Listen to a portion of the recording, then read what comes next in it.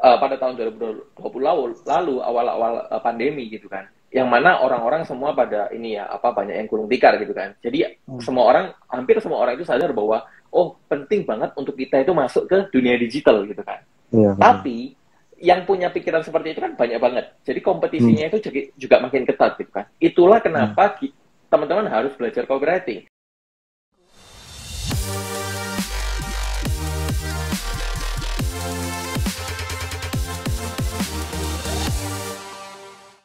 Oke, selamat malam. Kita ketemu lagi di acara kesayangan kita ya. Hari ini hari Senin, jadi kita lagi on air The Ngobis lagi. Setelah sekian purnama, akhirnya kita nge-live lagi. Jadi kita untuk acara The Ngobis sendiri, kita sebenarnya mengadakan acara ini 1 minggu sekali. Dan The Ngobis ini akan membawakan banyak sekali mengundang banyak sekali pembicara atau pebisnis juga yang akan bercerita tentang banyak pengalamannya dan ilmunya di bidang-bidang masing-masing gitu.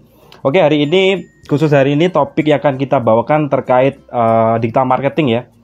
Topiknya digital marketing, cuma untuk judulnya sendiri kita nanti akan bawakan hari ini kita terkait copywriting ya. Judul dari event Ngobis hari ini adalah Raup penjualan lebih optimal lewat copywriting. Emang bisa? Nah, ini kita harus tahu nih. Jadi apakah dengan copywriting ini saja kita bisa melipat gandakan gitu untuk penjualannya kita. Oke. Dan pembicara pada malam hari ini mungkin dari teman-teman dengan consulting juga sudah tidak asing lagi ya. Beliau adalah Pak Xiao Andreas. Nah, Pak Xiao Andreas ini juga salah satu suhu atau guru untuk copywriting sendiri. Dan saya sendiri juga kebetulan mengikuti kelasnya beliau dari kelas dari copywritingnya beliau. Jadi kelasnya ini juga sangat luar biasa. Beliau kalau menjelaskan itu terkait copywriting bisa A sampai Z dan sangat detail seperti itu. Oke, biar tidak terlalu malam juga, saya akan langsung saja undang beliau, Pak Xiao Andreas ya. Semoga aja sudah bersama kita hari ini di tengah-tengah kita. Coba saya akan undang beliau. Selamat malam. Halo, Pak Xiao. Ini saya manggilnya Pak atau Suhu atau apa ini? Sembarang lah. Boleh. Oke. Saya manggil Pak aja deh, Pak ya. Karena saya ini sebenarnya juga ini ya, salah satu member dari kelasnya copywriting. Waduh. Thank you. Iya. Jadi luar biasa sekali ya, karena pelajaran copywriting ini pelajaran yang menurut saya juga sangat mendasar, sangat penting. Jadi untuk teman-teman yang pebisnis, untuk pemain-pemain yang jualan di digital marketing gitu, pelaku digital marketing, kalau sebelum ngiklan, sebelum bikin website itu ada baiknya kita belajar copywriting dulu, karena itu menurut saya juga dasarnya gitu. Nanti biar dijelaskan lebih lengkap deh sama Pak Xiao Andreas. Oke. Silakan deh, nanti tadi belum saya kenalkan secara rinci siapa sih Xiao Andreas ini gitu kan, biar teman-teman juga tahu nih siapa nih yang jadi pembicara pada malam hari ini, pengalamannya apa, kemudian backgroundnya apa, kok bisa terjun ke dunia copywriting itu gimana sih? Boleh Pak, silahkan. Oke. Jadi selamat malam teman-teman semuanya. Selamat malam juga Pak Ivan ya. Selamat malam, nama saya Xiao Andreas. Saya penulis copywriter di social media marketer.id. Jadi backgroundnya itu sebenarnya orang multi level. dulunya gitu. Ya, jualan gitu kan ya. Nah, singkat cerita, ya saya memang ada passion di marketing gitu kan. Nah, pada tahun 2020 lalu, yang mana saya dipercaya untuk jadi community manager teman-teman di platformnya nikojulius.com. Nah, di sana saya berpikir, masa kita ngajarin nih tentang Instagram gitu kan, tapi kita nggak ngembangin Instagram kita sendiri, kan lucu gitu kan, ya aneh gitu kan, menurut saya sih aneh. Akhirnya saya memutuskan untuk membangun personal branding gitu kan. Ya, apa personal branding? Akhirnya topik apa yang ingin dibahas? Ya, saya memutuskan untuk bahas copywriting. Kenapa copywriting? Karena yang pertama, copywriting mayoritas dipakai untuk aktivitas marketing gitu kan, untuk jualan gitu kan. Yang mana saya ada passion di sana, jadi klop gitu kan. Jadi ya semakin kesini ya mulai pada tahun 2020 itu memutuskan untuk belajar copywriting sampai kesini sih. Jadi ya masih belajar lah ya. Terus belajar tentang copywriting ini sendiri. Gitu sih, Mas. Oke, mantap. Jadi perjalanannya cukup jauh ya untuk sampai ke tahap ini ya. Jadi memang kalau saya lihat tuh, saya kemarin sempat join kelasnya juga, wah ini materinya luar biasa banyak ya ternyata. Saya kira itu cuma belajar copywriting ya, bikin artikel, kemudian ya kita gimana cara bikin judul atau gimana gitu nulisnya. Ternyata itu dalam ya kalau kita pelajarin tentang copywriting ini. Oke. Siap. Terus mungkin dari teman-teman mungkin belum tahu copywriting itu apa sih Pak? Copywriting itu apakah cuma nulis artikel atau apa nih gitu? Silakan dibantu. Jadi banyak yang sampai sekarang pun saya masih kadang bingung gitu kan ya, dalam arti masih banyak tuh orang yang nggak tahu tentang copywriting. Ada yang bilang copywriting itu copy master gitu kan ya. Ada yang bilang copywriting itu fotokopi gitu kan ya. Jadi bukan teman-teman. Tapi kalau kita kutip definisinya dari Wikipedia, copywriting itu sebenarnya naskah iklan teman-teman ya. Jadi naskah yang ditulis oleh seorang penulis naskah iklan namanya copywriter untuk disebarluaskan guna kepentingan komersial. Jadi copywriting itu memang mayoritas dipakai untuk hal-hal yang komersil gitu kan, seperti iklan media sosial, lalu media cetak pun juga pakai, baliho, banner, spanduk, radio, iklan televisi juga pakai copywriting. Jadi definisi singkatnya seperti itu. Tapi kalau definisi saya pribadi, copywriting itu adalah sebuah skill atau keahlian bagaimana kamu bisa memengaruhi atau memersuasi orang lain lewat sebuah tulisan untuk tujuan apapun. Mau meningkatkan interaksi konten media sosial, meningkatkan open rate email, meningkatkan konversi, meningkatkan jumlah prospek, dan lain-lain. Banyak banget.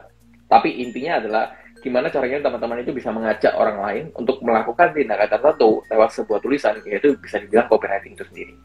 Gitu sih. Oke Pak, mungkin juga jadi teman-teman biar tahu juga ya, nanti kita kan bahasnya mungkin cukup banyak gitu, jadi udah kita bahas tapi nggak tahu nih tadi ya, berat juga kita copywritingnya itu apa.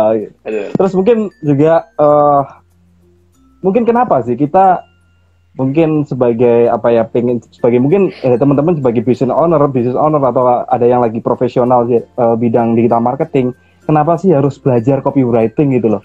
Apakah cuma ya kita cuma nulis aja gitu terkait kalau kita ngiklan atau bikin artikel ya udah kita kopas-kopas aja atau gimana? Nah, kenapa kok kita harus belajar copywriting gitu? Ya. Oke, jadi kenapa tahun 2022 ini kalau menurut saya teman-teman wajib belajar dan paham tentang copywriting? Jawabannya ada dua teman-teman. Yang pertama itu karena kita tahu sendiri teman-teman, kalau kita ingin masuk ke media digital gitu kan, entah itu teman-teman mau jualan, mau membangun personal branding, membangun branding, apapun itu kan cara kita berkomunikasi dengan audiens itu kan lewat tulisan, sama lewat visual, lewat gambar gitu kan. Jadi nggak hanya teman-teman belajar gimana sih cara kita membuat desain yang menarik gitu kan, desain yang menarik perhatian, tapi teman-teman juga harus belajar gimana caranya kamu bisa mengemas tulisannya. Karena teman-teman, produk yang sama tapi tulisan yang berbeda itu efeknya sangat berbeda teman-teman. Sebagai contoh, kalau teman-teman tahu mungkin ada yang jualan properti gitu kan yang pakai Doraemon gitu kan, sementara yang jualan properti yang biasa-biasa aja itu kan efeknya beda teman-teman. Itu yang pertama. Yang kedua, karena kompetisi teman-teman. Jadi teman-teman tahu bahwa pada tahun 2020 lalu awal-awal pandemi gitu kan, yang mana orang-orang semua pada banyak yang gulung tikar gitu kan. Jadi hampir semua orang itu sadar bahwa penting banget untuk kita itu masuk ke dunia digital gitu kan.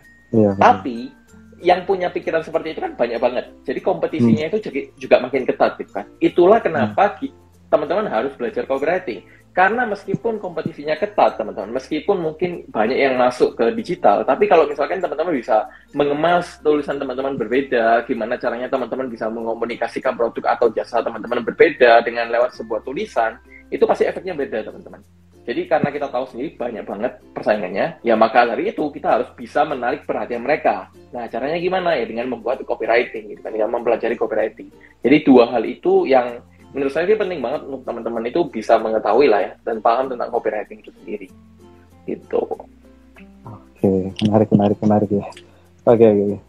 Kalau dari Pak Andreas sendiri, kalau segi menariknya menulis sebuah copywriting atau mempersuasi lewat tulisan dengan mungkin dari artikel atau sales page kayak gitu, apa sih menariknya gitu loh? Kan kalau mungkin orang awam itu kan sulit gitu loh. Kita mau nulis kadang-kadang di otak kita itu banyak ya kayak mau ditulis. Tapi ketika kita nulis atau kita ngetik itu kayaknya satu kalimat aja habis itu berubah semua gitu loh. Jadi gimana nih? Kok bisa gitu itu gimana nih ya? Oke. Sebenarnya ada dua hal juga sih yang menarik bagi saya ya. Yang pertama itu kalau misalkan teman-teman di sini ingin jadi copywriter gitu kan atau jadi penulis gitu kan. Itu kan kita pasti menerima banyak klien gitu kan. Banyak klien dalam arti industrinya macam-macam. Ada yang saya terima itu industri akikola, terus industri bahasa Jepang, industri apalagi ini apa yang terakhir itu susu lansia, terus ada apa ya grooming anjing gitu kan. Yang mana kadang itu kita nggak tahu tentang industri itu. Jadi secara nggak langsung itu kita harus bisa memosisikan diri kita sebagai audiens itu, sebagai kita itu business owner-nya. Gimana caranya kami bisa mengomunikasikan produk atau jasa untuk industri ini. Nah, jadi tantangannya itu di situ menurut saya gitu kan. Jadi ya bukan kesulitan sih, ya lebih ke tantangan. Jadi kita itu bisa lebih mengenantang diri kita untuk bisa berpikir, oh kalau misalkan jasa grooming itu yang penting seperti ini. Oh kalau misalkan Akiko itu yang penting seperti ini. Nah, itulah yang harus kita komunikasikan. Itu yang pertama. Yang kedua, copywriting itu adalah laras bahasa kreatif, teman-teman. Yang mana sebenarnya teman-teman itu bebas aja untuk mengkreasikan atau mengomunikasikan produk atau jasa teman-teman. Jadi kalau teman-teman lihat ada iklan yang aneh-aneh gitu kan, tapi yang aneh-aneh itu biasanya viral, ya itu juga bagian dari copywriting, teman-teman. Jadi secara nggak langsung seorang copywriter itu juga dituntut untuk bisa kreatif gitu kan, untuk bisa lebih berkreasi lah, out of the box lah dan lain-lain. Nah itu adalah dua hal yang menarik sih. Kenapa ya saya bisa dibilang jatuh cinta lah ya dengan copywriting gitu kan? Karena ini teman-teman, kita dituntut untuk berkreasi dan kita dituntut untuk bisa memosisikan diri kita dari sudut pandang orang lain. Itu sih kalau dua hal yang menarik menurut saya. Gitu ya. Okay. Apa dulu Pak Syao Andreas ini kuliahnya sastra atau gimana nih? Biasanya anak-anak sastra tuh yang jago-jago gitu, bikin tulisan gitu.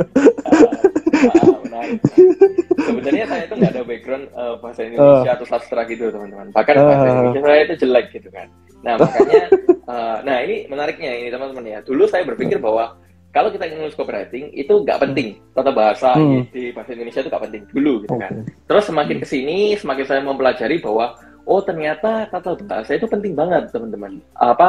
Cara kita untuk ilmu kita tentang bahasa Indonesia, tanda baca dan lain-lain itu penting banget. Kenapa? Karena teman-teman bayangkan gini, kalau misalkan teman-teman bilang nggak penting, mungkin bagi teman-teman yang misalkan citra bisnisnya belum kayak terlihat profesional gitu kan, kayak kita tahu sendiri lah brand-brand nasional itu kan pasti mementingkan tentang hal-hal sepele seperti itu kan. Misalnya nih kalau teman-teman ada salah tanda baca nih atau ada typo misalkan, teman-teman bilang teman-teman ingin bilang bahwa tekan di sini gitu kan, tapi karena teman-teman typo, karena K sama L itu kan dekat gitu kan di keyboard ya, jadi telan di sini. Nah itu kan hal kecil seperti itu yang mungkin nanti kalau kita udah publish copywritingnya, nanti citra brand tersebut bisa mempengaruhi gitu kan. Makanya itu penting banget sebenarnya untuk teman-teman itu belajar ya seputar tata bahasa itu. Cuman karena memang itu kan advance gitu kan. Advance dalam arti kita nggak bisa belajar itu 1 malam atau 1 bulan gitu kan. Maka ya harus berproses. Nggak apa-apa sih kalau misalkan teman-teman merasa bahwa bahasa Indonesia saya ini jelek gitu kan, saya bukan orang sastra, mungkin nggak ya saya ingin menulis copywriting. Jawabannya mungkin nggak apa-apa, sambil belajar aja, sambil praktik teman-teman, nanti teman-teman juga terbiasa kok. Gitu sih. Tapi memang nggak butuh latar belakang khusus untuk belajar copywriting.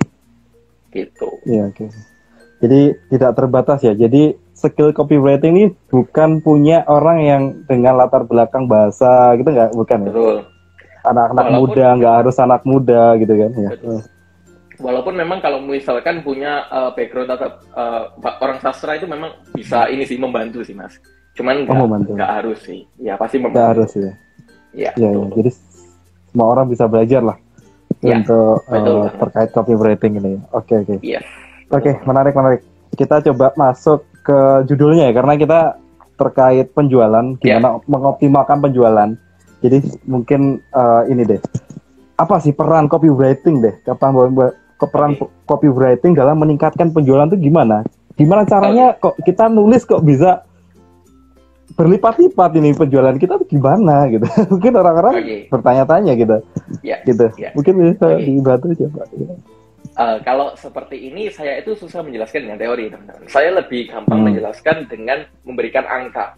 Jadi teman-teman bayangkan nih, alur penjualan itu kan sebenarnya seperti ini kan, dari traffic gitu kan. Traffic itu jadi gimana caranya teman-teman bisa menjangkau banyak orang. Jadi teman-teman posting di media sosial, teman-teman posting di marketplace.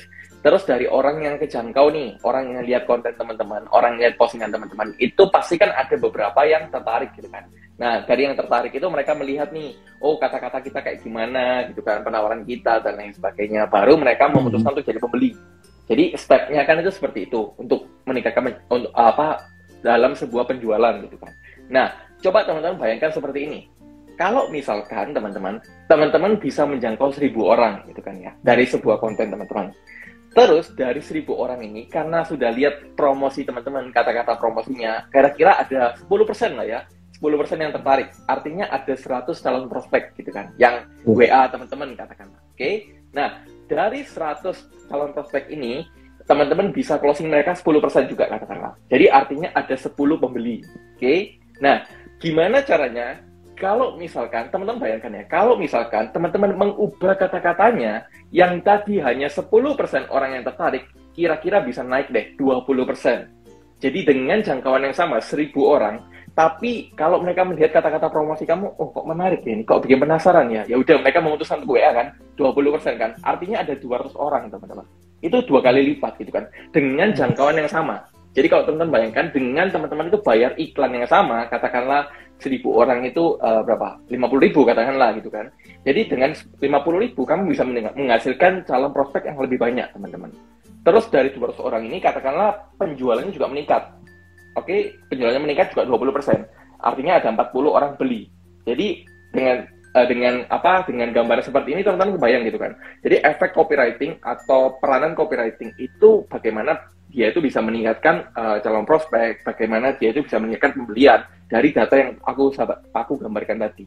Jadi simpelnya itu seperti itu teman-teman. Bagaimana kamu bisa mempengaruhi orang lain lewat sebuah tulisan. Jadi gimana caranya copywriting kita itu bisa meningkatkan penjualan ya, dari kita mengoptimalkan konten promosinya, terus dari kita mengoptimalkan penawarannya, dari kita mengoptimalkan juga cara closingnya. Misalkan kita memberikan scarcity, misalkan diskon ini berakhir tanggal berapa gitu kan, itu juga termasuk copywriting sebenarnya teman-teman.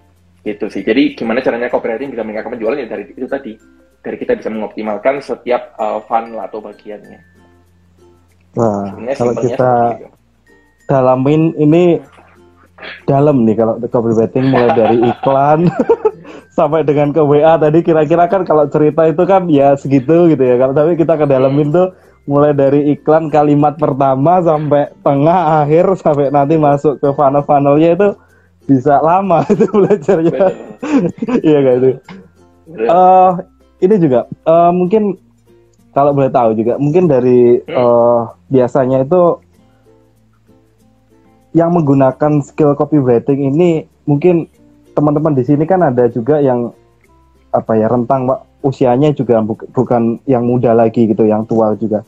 Apakah belajarnya itu juga, maksudnya apakah bakalan kesulitan atau gimana nih belajar copywriting? Karena mungkin ada juga yang business owner tuh pengen belajar nulis karena mungkin kerjaannya udah terbantu dengan karyawan, jadi saya pengen nulis buku, pengen jualan buku atau apa gitu. Apakah yang usia-usia yang udah yang udah senja gitu ya, siapa ini, saya takutnya salah sebut.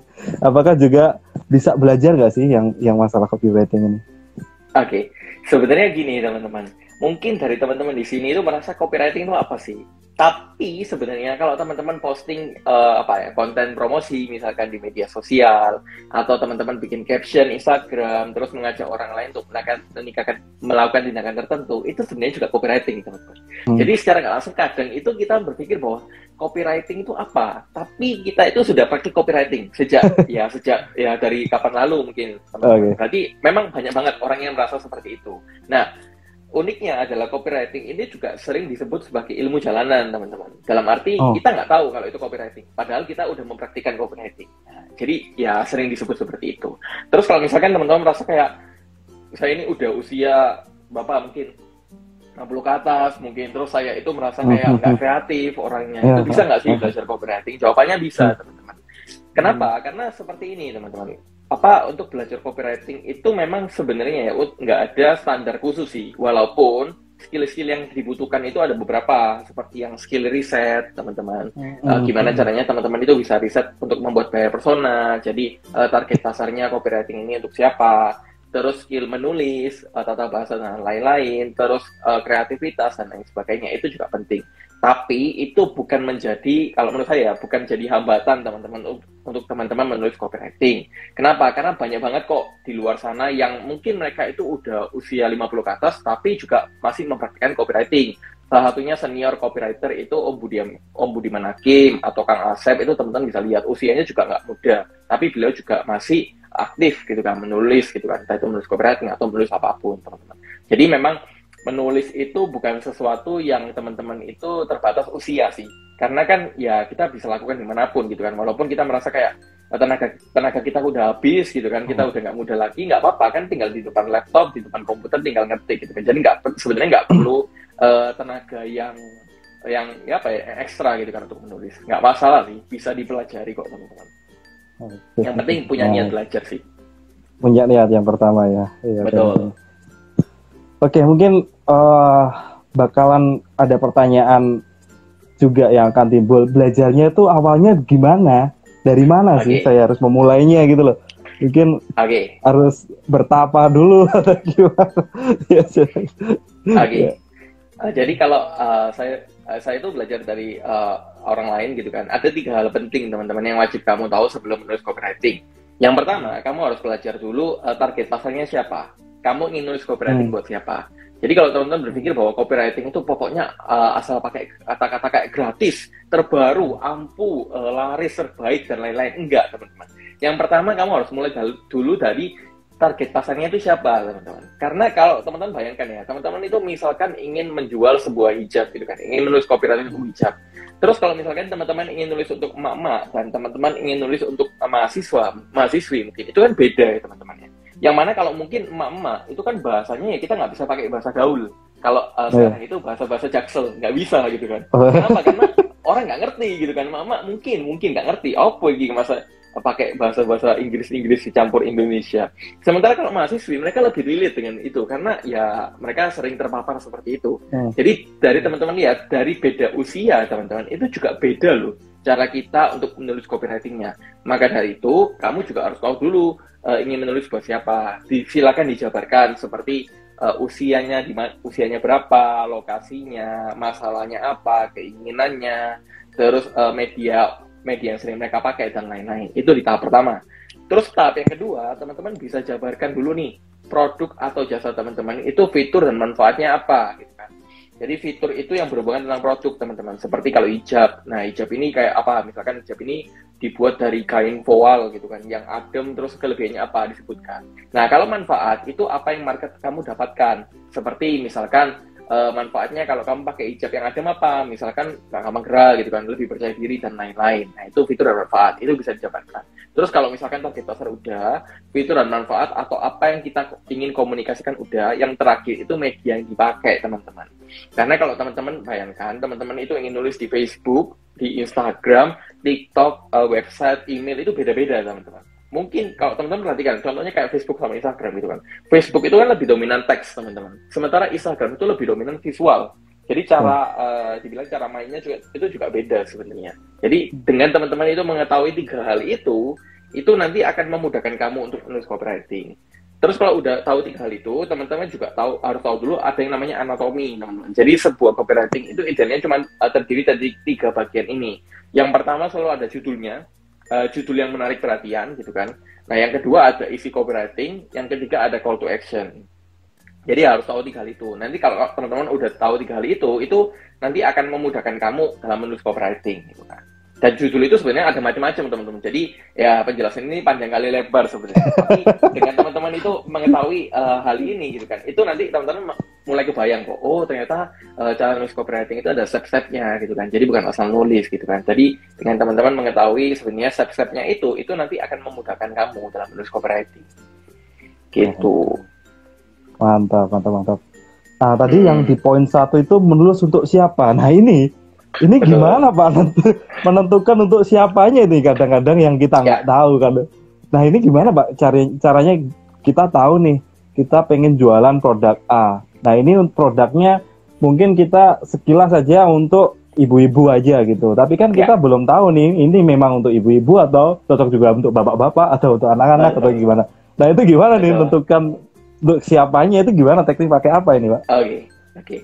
Jadi ada 3 tahap juga teman-teman ya. Yang pertama itu diasumsikan dulu. Jadi misalkan nih teman-teman udah punya produk A gitu kan, atau jasa A, ya udah diasumsikan dulu. Kira-kira produk atau jasa A ini cocok untuk siapa gitu kan? Ya udah digambarkan dulu sekiranya target pasarnya gitu kan, lebih cocok untuk bapak-bapak atau ibu-ibu. Kalaupun dua-duanya juga nggak apa-apa. Terus kalau sudah baru divalidasi. Nah, divalidasi ini apa? Asumsi yang tadi teman-teman buat itu benar atau enggak? Nah, cara validasi gimana? Ada beberapa cara. Yang pertama bisa tanya ke orangnya langsung. Misalkan, saya juga pernah nulis copywriting untuk hijab, teman-teman, produk hijab gitu kan. Yang mana saya nggak tahu orang pakai hijab itu kayak gimana. Nah, yang saya lakukan apa? Ya saya tanya ke teman saya, yang sekiranya target pasar saya, dan saya tanya, kamu kalau pakai hijab, kamu kalau beli hijab, itu faktor apa aja sih yang kamu pertimbangkan? Nah, dia kan baru cerita toh, saya itu lihat dari motif, saya lihat dari kainnya itu letoy atau enggak, saya lihat dari bahan, saya lihat dari merek, dan lain sebagainya. Oke, nah itu cara yang pertama untuk validasi. Bisa ketanya ke orangnya langsung. Yang kedua, kamu bisa masuk ke komunitasnya, teman-teman. Jadi, masuk komunitasnya itu apa? Ya, misalnya nih, kamu punya market ibu-ibu gitu kan. Ya, kamu coba aja masuk ke grup WA mungkin, atau grup Facebook gitu kan, grup Facebook emak-emak. Dan kamu lihat, kira-kira mereka itu sering ngobrolin apa. Terus kalau bisa, kamu minta izin mungkin sama adminnya, coba kamu buat survei gitu kan, survei kecil-kecilan. Kamu tanya gitu kan. Nah, dari kita melakukan 2 hal ini aja, itu sebenarnya nanti mulai kebayang teman-teman. Kira-kira nanti copywriting kayak kita itu kayak seperti ini gitu kan. Jadi kita itu bisa mulai dari masalah mereka sebenarnya, atau harapan mereka untuk menulis kopinya. Terus bisa lagi kamu riset di Google gitu kan. Jadi ketik aja faktor-faktor yang mempengaruhi orang beli produk atau jasa apa. Nanti itu kan keluar semua. Jadi memang caranya itu untuk menulis copywriting kita harus sering baca, teman-teman. Harus sering baca, harus sering riset, teman-teman. Karena ya nggak ada cara lain. Karena untuk teman-teman itu bisa mempengaruhi orang lain, kan harus membuat sesuatu yang relevan buat dengan mereka kan. Harus benar-benar mengerti mereka. Nah, caranya mengerti mereka gimana? Ya riset. Tanya orangnya langsung, masuk komunitasnya, baca artikel, dan lain-lain. Jadi itu memang caranya. Nah, ini untuk step pertama aja udah panjang ya. Panjang kali lebar ya memang. Betul. Kadang-kadang kita harus step by step ya Pak untuk ini, untuk bikin copywriting yang bagus. Sampai tadi aja kita mengawali kan kita harus tahu dulu kita menulisnya untuk siapa itu. Itu saya rasa juga benar ya, kalau kita menulis target pasarnya saja kita nggak tahu, mereka kadang-kadang menggunakan bahasa yang unik-unik yang kita juga nggak tahu kan, udah kita bikin artikel atau iklan atau headline atau apa gitu nggak sesuai kan ya, nggak jadi boncos gitu, jadi nggak sesuai dengan target, nggak kebaca juga gitu. Ya benar juga ini. Iya benar. Jadi kita harus banyak riset ya Pak untuk terkait menentukan target pasar tadi. Oke. Betul banget. Mantap. Nah ini mungkin teman-teman juga belum tahu ini bedanya fitur sama manfaat itu apa. Tadi kan disebutkan di poin kedua. Nah gimana nih fitur dan manfaat, mungkin bisa dijelaskan lebih detailnya seperti apa? Fitur dan manfaat itu bedanya, kalau fitur itu lebih berhubungan tentang produknya, teman-teman. Seperti apa ya? Ini misalkan AirPod gitu kan ya. Fiturnya apa? Fiturnya itu noise cancellation misalkan.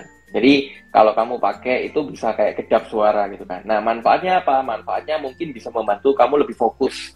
Karena kedap suara kamu nggak terganggu sama sama hal sekitar, itu manfaatnya. Nah kalau misalkan teman-teman juga tanya lebih penting kita nulis fitur atau manfaat dalam copywriting kita, jawabannya tergantung sama produknya teman-teman. Contoh, saya pernah nulis copywriting untuk produk kitchenware itu seperti kayak piring, mangkok, gelas, dan lain-lain gitu kan. Nah, apa yang saya tulis? Yang saya tulis cuma fiturnya, teman-teman.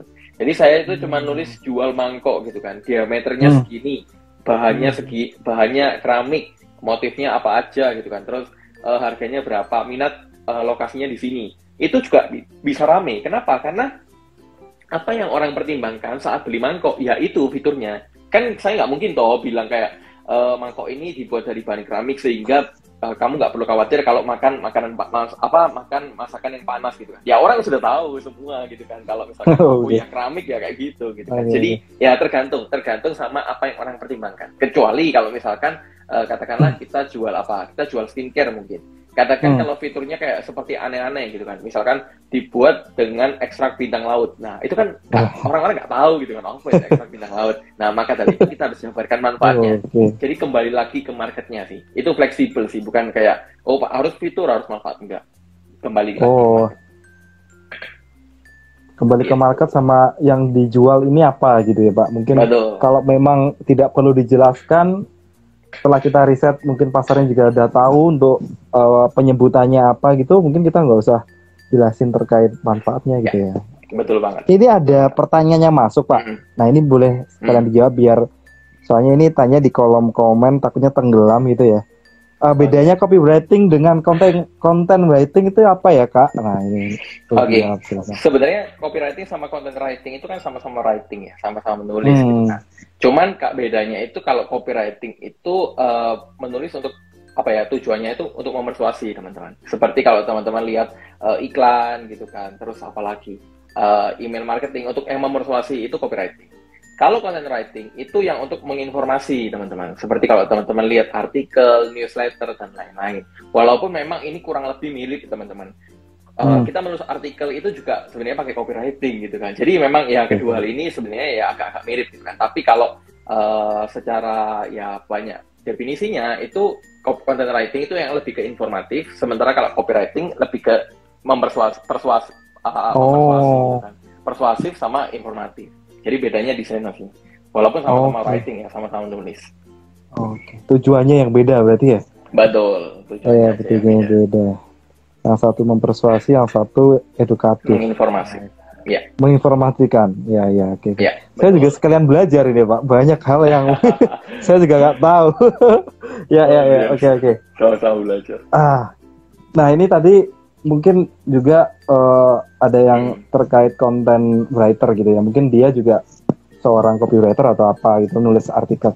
Nah kadang-kadang kalau menulis artikel itu kan ini kan banyak ya. Artikel itu mungkin minimal 500 kata sampai tak terhingga lah misalnya gitu ya. Kalau kita udah nulis satu topik, kadang-kadang tuh problemnya kita nggak tahu nih. Kita kadang-kadang stuck gitu loh. Kita mau lanjutin tapi kok nggak ada idenya, nggak keluar. Betul. Nah mungkin ada nggak ini tips-tipsnya deh buat biar bisa encer gitu loh kepala untuk nulis tuh gimana?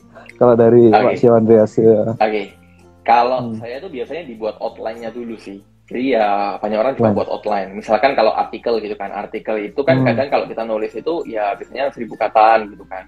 Nah itu dibuat outline-nya dulu. Outline misalkan, kita topiknya bahas tentang copywriting. Ya udah copywriting itu kira-kira kita ingin nulis outline apa aja. Misalkan apa itu copywriting, jenis-jenisnya, manfaatnya. Nah dari sana dijabarkan banyak hal, banyak list gitu outline-nya. Terus kalau sudah oke nih, sudah ketemu outline-nya. Nah setiap outline ini baru kita eksekusi. Jadi kalau cara saya itu gitu biasanya. Kalau untuk artikel ya. Tapi kalau untuk copywriting itu biasanya saya dilihat dari medianya. Jadi kalau misalkan medianya katakanlah Facebook Ads gitu kan, iklan Facebook. Yang mana iklan Facebook itu kan lebih simpel. Iklan Facebook kan tujuannya untuk minta orang klik untuk keluar dari Facebook gitu kan. Jadi copywritingnya biasanya lebih singkat. Beda cerita kalau misalkan kita ingin menulis copywriting untuk landing page gitu kan, yang lebih panjang atau website. Nah itu biasanya saya juga buat itu outline-nya, tapi outline-nya itu biasanya hanya terdiri dari judul, isi, sama ajakan bertindak. Lebih simpel sih. Jadi misalkan nih, produknya ini, ya udah apa aja nih yang mau dikomunikasikan campaign-nya. Misalkan judulnya itu gini misalkan. Tahun 2022 belum bisa copywriting, siap-siap ketinggalan zaman gitu misalkan. Nah isinya baru aku jelaskan, copywriting itu apa sih, terus manfaat kamu belajar copywriting, terus kenapa kamu harus belajar di kelas copywriting gitu kan, terus kelas copywriting itu kelebihannya apa aja, fiturnya dan lain-lain. Baru yang terakhir ada ajakan bertindak, harga dan tombol ajakan bertindak, biasanya gitu. Jadi kembali lagi ke medianya sih kalau copywriting. Tapi kalau artikel biasanya saya itu buat outline-nya dulu, baru dieksekusi per outline. Seperti itu.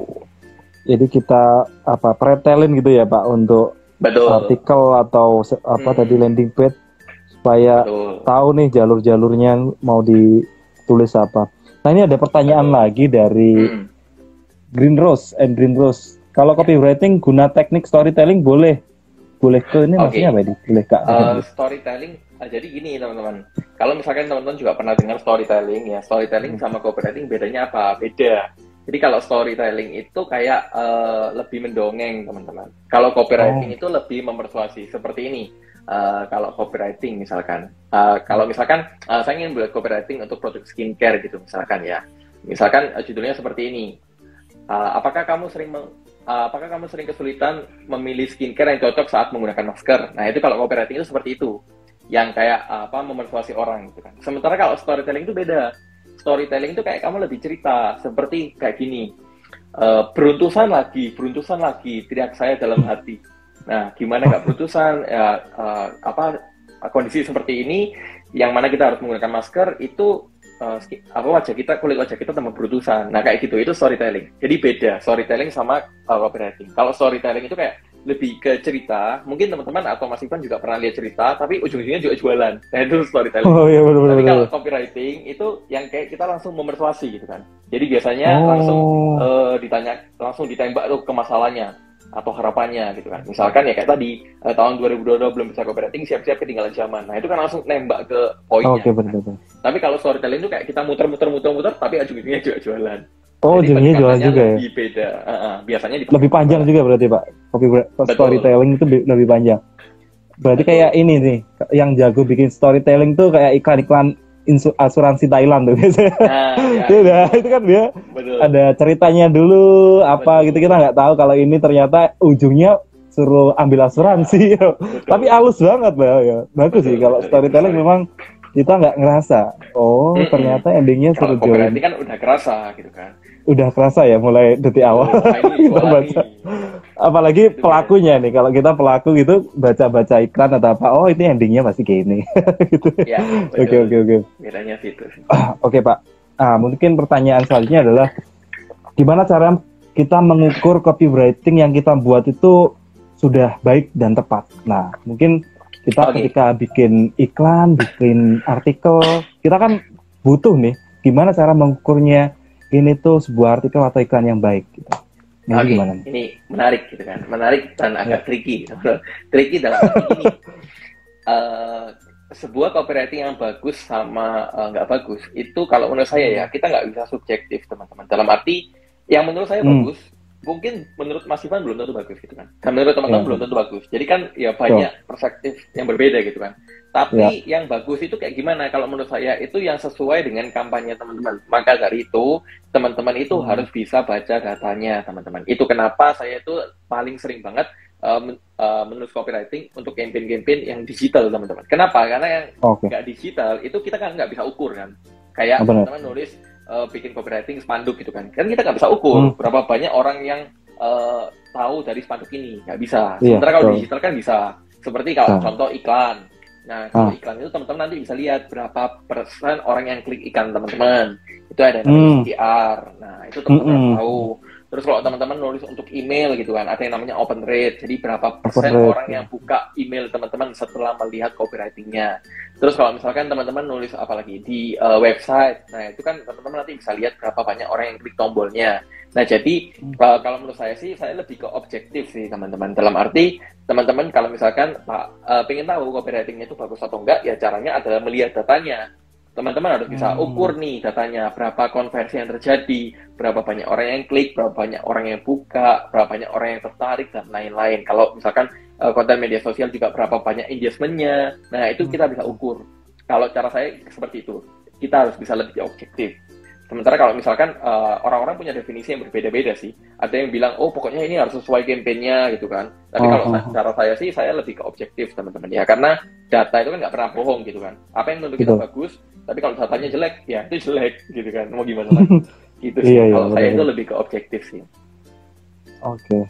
Seperti itu. Jadi kita juga kembali lagi dengan dengan media yang kita pakai itu kadang-kadang ada tools-toolsnya sendiri ya untuk ngecekin efektivitasnya kayak tadi yang disebutkan terkait email. Jadi open rate email ya tadi rate emailnya. Banyak yang buka. Ya. Kalau mungkin teman-teman juga beriklan di Instagram atau Facebook itu ada tadi CTR kalau nggak salah ya. CTR ya betul. CTR-nya klik apa namanya gitu. Klik benar juga sih. Dari situ kita bisa tahu gitu ya.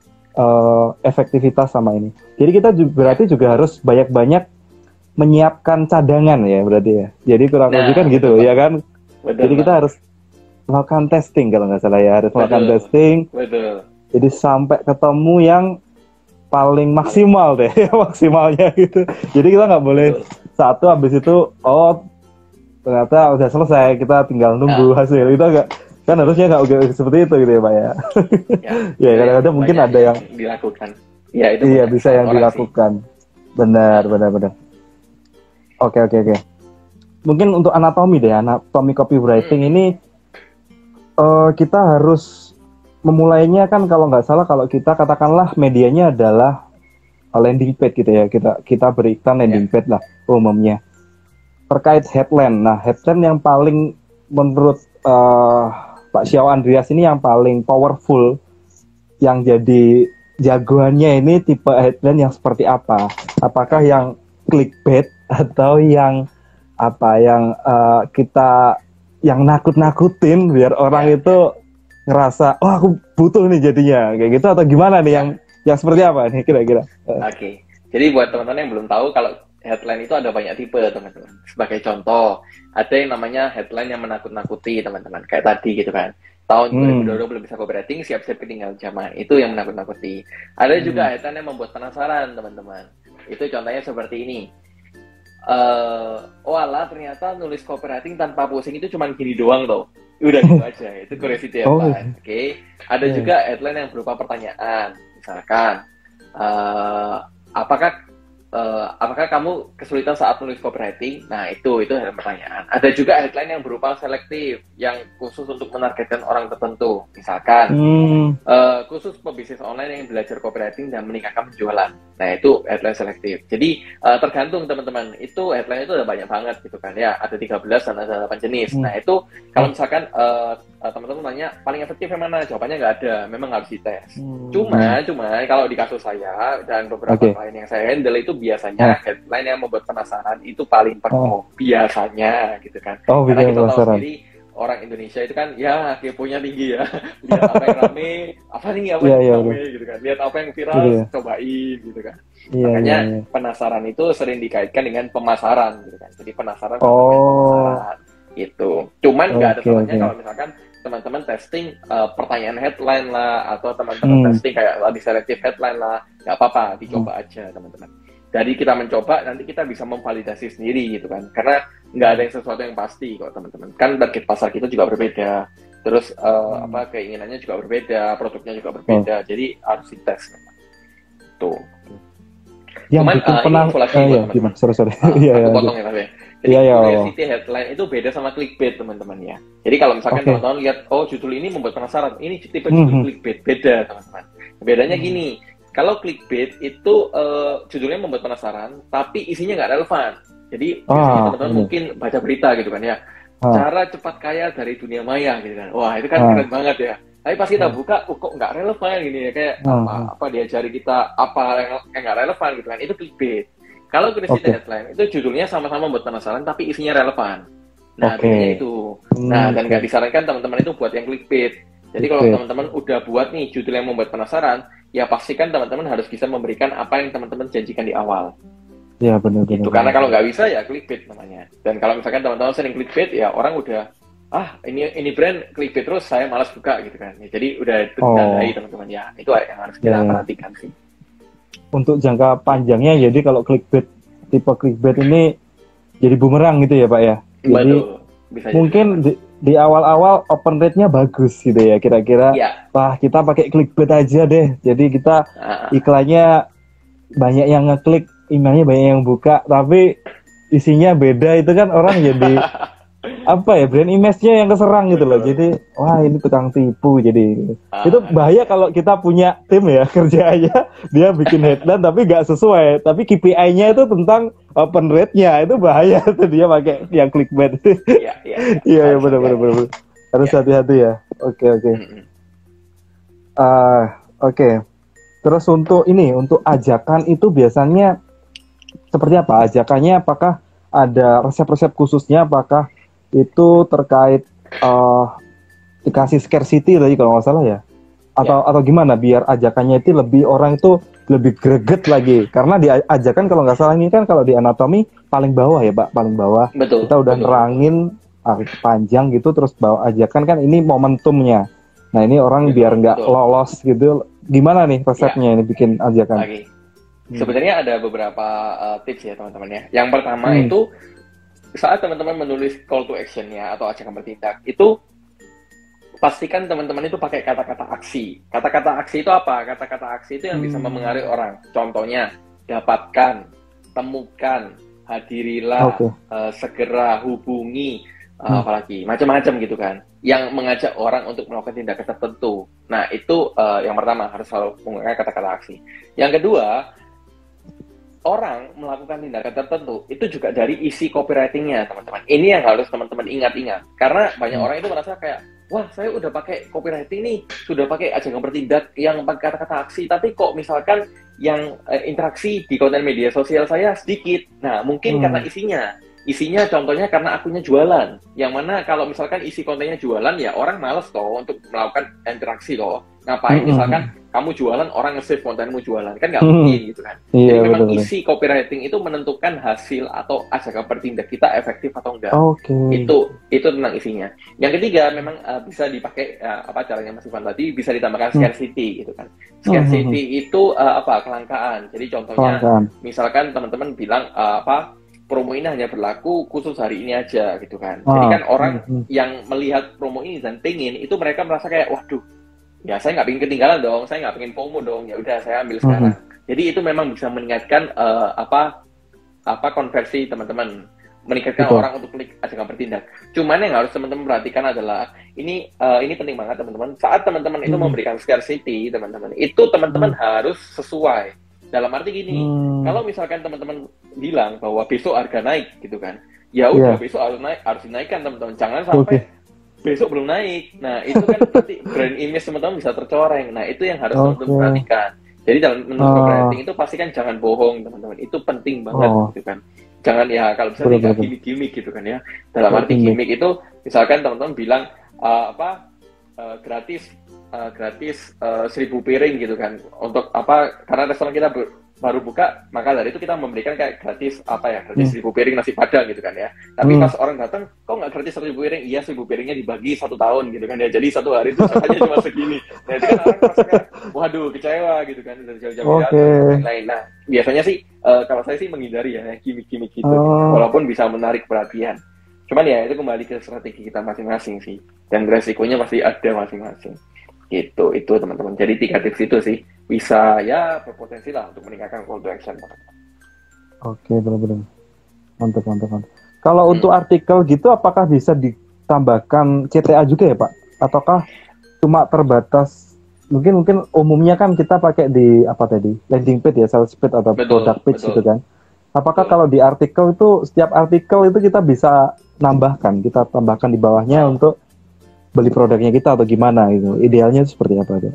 Sebenarnya kalau untuk artikel itu biasanya ya itu mereka nggak ada ajakan bertindak sih. Jadi ajakan bertindaknya ya paling sering saya lihat itu paling cuman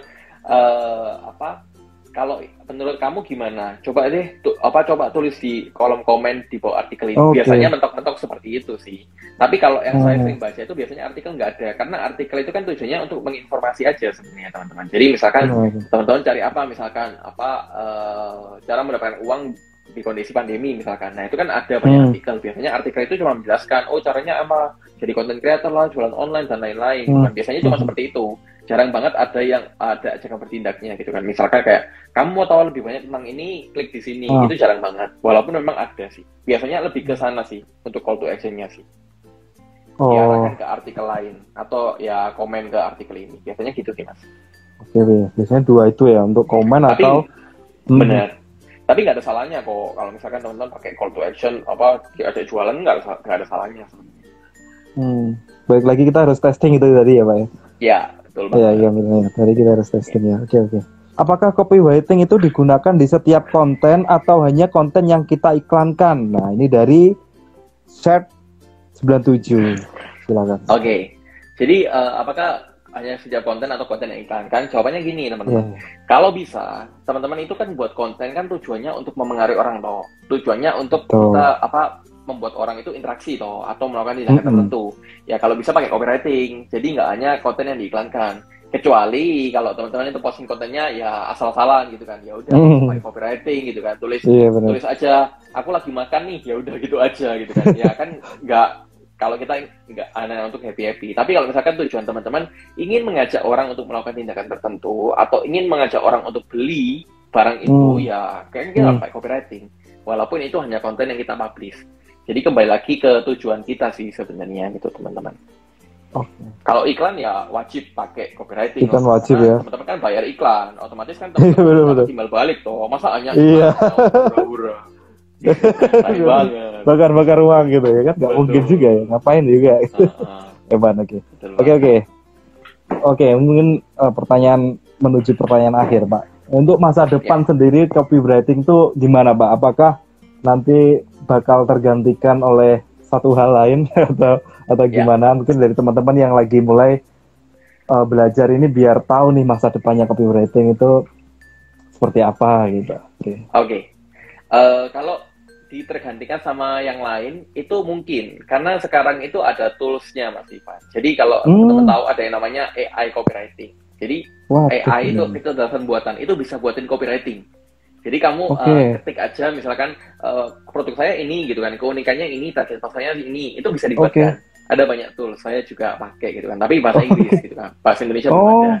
Nah, mungkin nggak nanti ada, mungkin aja, saya nggak tahu gitu kan. Dan mungkin nggak tergantikan, mungkin aja. Kenapa? Karena apalagi kalau misalkan orang Indonesia itu kan mungkin gitu kan, nggak suka kayak kalau misalkan sama SDM itu kan banyak dramanya mungkin gitu kan ya. Jadi daripada pakai tools saja lah ya, yang lebih drama gitu kan.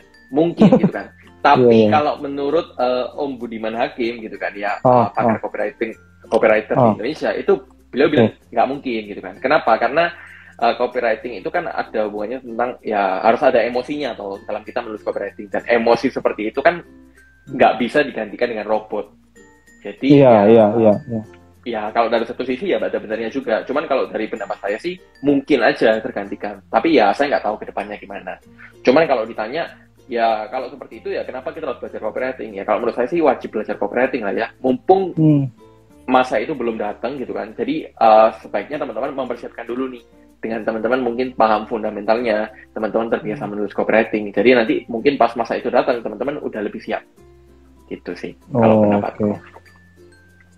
Oke, saya baru tahu loh ada tadi tools terkait bikin produkmu apa, keunggulannya apa, terus dia bisa menampilkan, wah ini kok itu ada. Mengerikan juga ya. Soalnya setahu saya itu artikel dulu tuh, artikel kalau nggak salah tuh ada toolsnya sendiri, kita mau topik apa, terus nanti bisa dibikinkan artikel banyak gitu loh. Itu saya pernah dengar. Kalau sampai sekarang mungkin udah nggak tahu ya, perkembangannya kan tambah ngeri-ngeri ya gitu, semakin kesini ya gitu. Kita kadang-kadang nanti takutnya juga bakalan tergantikan gitu ya, tapi ya kita nggak ada salahnya, pasti ada momen-momen kita juga bakal dibutuhkan gitu loh, seorang copywriter gitu ya, pasti sentuhannya tuh beda gitu. Betul. Tadi kayak risetnya masuk komunitasnya kan nggak mungkin menggunakan kata-kata yang agak aneh-aneh itu kan nggak mungkin gitu loh, mungkin belum secanggih itu gitu. Iya. Oke. Mungkin ini pertanyaan terakhir Pak. Pesan deh untuk pebisnis yang lagi belajar copywriting dan ingin melipat gandakan income-nya dari copywriting, ini apa nih pesan-pesannya? Oke. Jadi buat teman-teman yang pebisnis, katakanlah pebisnis itu kan memang nggak harus ngurusi teknis gitu kan. Ini kan hal yang teknis ya teman-teman, copywriting dan lain-lain. Cuman kalau menurut saya ada baiknya teman-teman juga belajar. Kenapa? Karena biar gak dikibulin. Wah, ini benar-benar.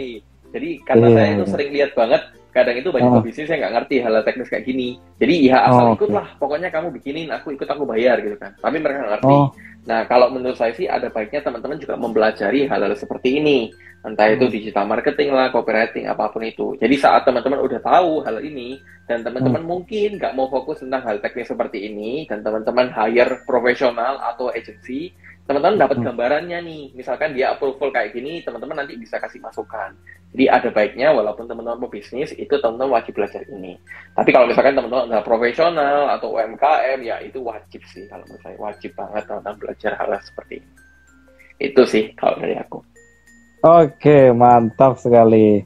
Ya mungkin itu tadi untuk penutup ya dari pertanyaan saya. Tadi saya sedikit simpulkan ya. Jadi pertama tadi kita sudah menjelaskan terkait copywriting. Tadi bagaimana kita mempersuasi seseorang menggunakan tulisan atau kalimat. Yaitu juga kita bedakan menggunakan beberapa media. Tadi bisa dari email, bisa dari iklan, landing page, artikel. Nah itu juga terkait juga copywriting. Tadi juga disebutkan perbedaan dari copywriting sama content writing. Kalau content writing lebih ke informatif, kalau copywriting lebih ke persuasif, mengajak orang untuk membeli produk kita.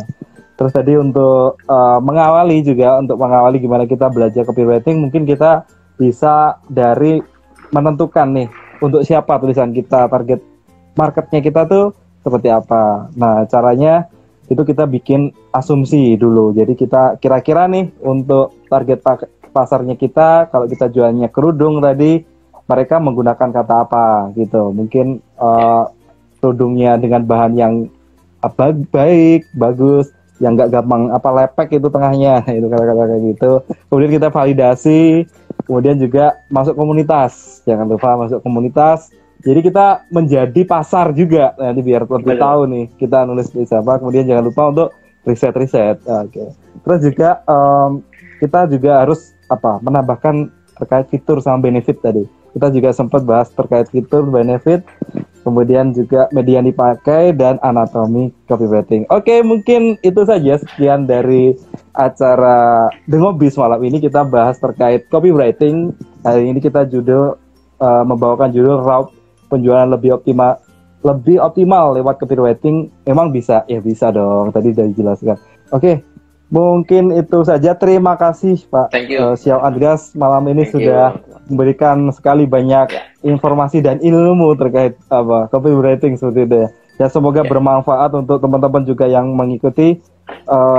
Mungkin segitu saja. Selamat malam dan selamat beristirahat. Sampai jumpa kembali. Thank you. Thank you Pak. Ya.